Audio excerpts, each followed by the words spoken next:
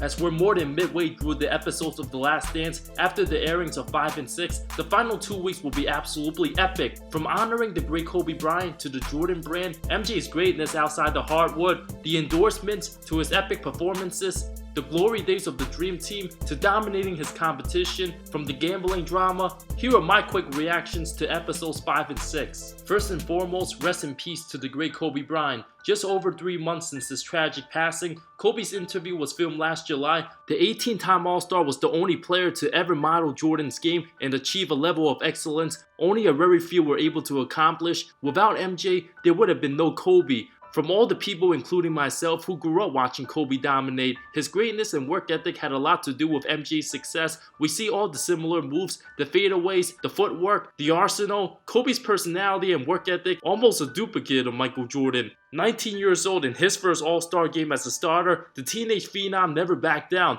At the world's most famous arena, MJ was still king of the NBA. Just like how Jordan destroyed so many that dared challenge him, saying in the locker room, "That Laker boy's gonna take everybody one-on-one. He just wants to get to the offensive end. I'ma make his ass work down here on defense." Both lived up to expectations. Jordan 23 points, All-Star Game MVP, helped the East win, but Kobe dropped 18 of his own, so confident, saying he got Mike on defense, drawing the game, had a couple crazy dunks, the oohs and ahs plays, never backed down. Bryant's winning qualities carried with him for the rest of his career. The two greats developed a close relationship over time, mutual respect for one another. After Kobe's tragic passing, Jordan stated him and Kobe are very close friends. He was like a little brother. As I got to know him, I wanted to be the best big brother that I could be. An incredible emotional speech at the Staples Center. Rest in peace, Kobe Bryant.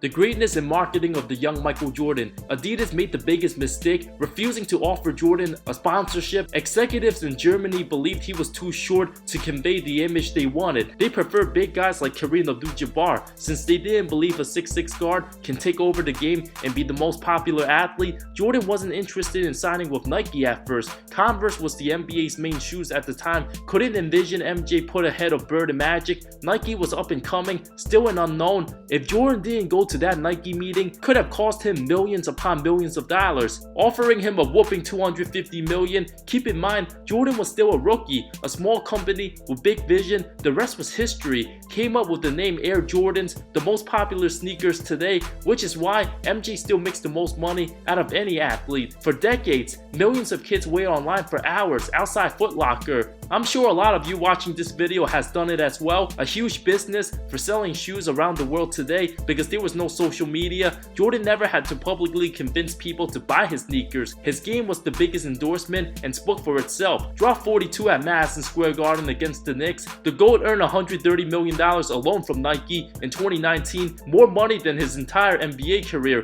The greatness of the Dream Team. After Team USA lost in the 1988 Olympics, the NBA reached out to the best of the best, still extremely controversial to this very day why Isaiah Thomas was left off. Rob Thorne told MJ Thomas wouldn't be playing. At the time, not only did Michael not like Isaiah, but neither did Scottie, Magic, Bird, or Karl Malone. Basically, almost half the team hated him. Jordan stated Isaiah would have made a feeling on that team, and it was the best harmony that he was left off. Everyone blames Jordan for leaving off Isaiah, but there was way more to it. College phenom Christian Laettner even made the team, having one of the most intense practices, perhaps the best pickup game to have never aired live. Magic and Charles on the same team mistakenly trash talked Mike after being up 8. Jordan absolutely destroyed everybody. After winning the game, everybody was speechless. Magic was 33 years old, got under MJ's skin, absolutely heated. Looking at the starting 5, it's not too hard to predict which team would win in a series. The whole team elevated basketball to new heights. Jordan didn't even hesitate when Ahmad Rashad asked who would take the last shot with the game on the line. Team USA went on to win gold after Jerry Krause raved about Tony Kukoc. Jordan and Pippen absolutely locked him up the first meeting, held him to 4 points on 2 of 11 shooting. It also spoke more about Kukoc's toughness instead of being scared the next meeting for the gold medal game. The 6'10" forward bounced back, had 16 points. Kudos to him for stepping up, being tough, unlike a lot of other Europeans at the time.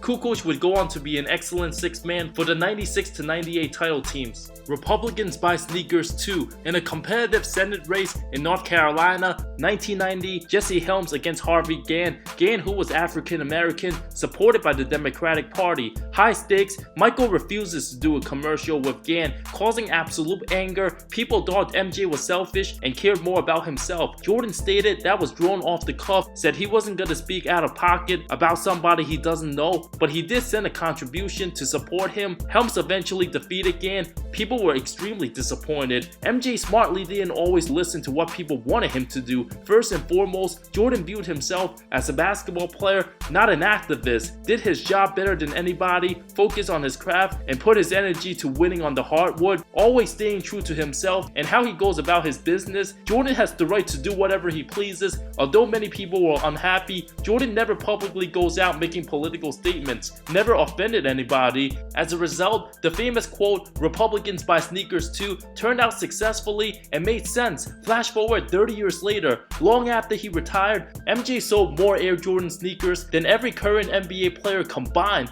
Not mixing sports with politics, things tend to get out of hand when people mix sports with politics. There's a reason why ESPN's ratings were tanking after getting woke. Ratings soar after the network decided to fully go back talking sports. Of course, miserable people gonna get triggered over social media anyway. A lot of people look for sports to escape from politics. Jordan simply didn't want to sell himself to something he wasn't comfortable with. Jordan's gambling. Loving to bet money, big money, MJ was so competitive, wanted to bet all his teammates just so he can have the bragging rights saying, "I have your money in my pocket." Even went at it with his security guards often. After being down 2-0 to the Knicks in the '93 Eastern Conference Finals, questions raised concerns over Jordan's gambling in Atlantic City the night before Game 2. The New York Times stated he was there till 2:30 in the morning. The media made a big deal out of it, but Jordan never violated any team rules. The concerns happened when Jordan skipped the team trip to the White House in '91, was gambling with Slim Bowler, a guy who was eventually caught for money laundering and a drug dealer. MJ wrote him a $57,000 check, repaying gambling debt, caught up with the wrong people. Jordan didn't know the character of the individuals, didn't learn that till later, saying he didn't have a gambling problem but a competitive problem. Dealing with crazy distractions, Jordan's greatness can never be stopped. Given his hectic schedule, MJ was in the public eye from the moment he left the hotel room. Hundreds of people waited online everywhere just to get a glimpse of him. He was basically a superhero, viewed as God by many people, and performed at the highest level. On top of that, had more media surrounding him than 99% of celebrities. The way he handled all the pressure was unreal. Didn't envision this lifestyle. Any NBA star who was gonna get compared to Jordan was gonna get destroyed.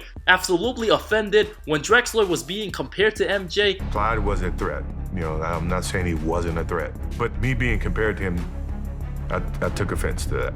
Who finished second place for MVP voting in '92. Both met in the NBA Finals. The great Magic Johnson was calling the game for NBC, hung out with Jordan playing cards the night before. After Magic decided to get some rest, Jordan was absolutely furious. Losing just a game of cards, tells Magic, "You know what's gonna happen tomorrow." Hit 6 3-pointers in the first half. Magic indicated the shrug was directed towards him. Outscored Clyde 39-16 in Game 1, a one-sided beatdown, attacked Drexler every time. The whole series left him helpless. The Bulls won in 6. Jordan averaged a whopping 36 points, shot 53%. Drexler under 25 a game, 41%. The book called The Jordan Rules, written by Sam Smith, blew up, with the public not knowing what MJ was like as a teammate. After the '92 season, Jordan was widely beloved, allegedly punched Will Perdue at a practice session. With the backlash, Jordan had nothing else to prove on the basketball court. The whole '93 season had the media speculating MJ, overcoming a tough Eastern Conference Finals, beating New York in 6, from abusing Dan Marley, a great defensive player in the finals,